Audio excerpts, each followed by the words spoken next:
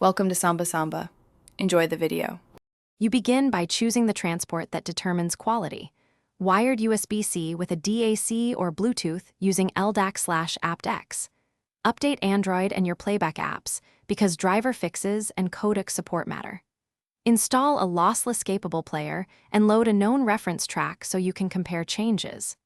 Once done, enable the chosen codec in Bluetooth settings or plug in the DAC. This immediately switches the signal path and lets you make meaningful tweaks rather than guessing.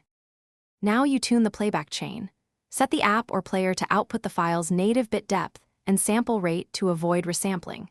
Disable system enhancements and equalizer at the system level so they don't alter the signal unexpectedly. Use a bit-perfect or exclusive playback mode to bypass Android mixing. This preserves dynamics and timing. Also check gain staging in the player and any external amplifier. Too much preamp adds distortion. Too little reduces resolution. Adjust in small steps while listening. Complete the process by auditioning several reference tracks and make small EQ and gain adjustments only after confirming the bass chain is correct. Lock the sample rate in your DAC or app when possible, and close background apps to minimize CPU-driven resampling or dropouts.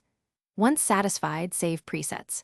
If you hit problems, dropouts, distortion, or odd coloration, try switching to a lower Bluetooth codec or bitrate, repair the device, or restart the audio app. These steps often resolve signal chain inconsistencies quickly.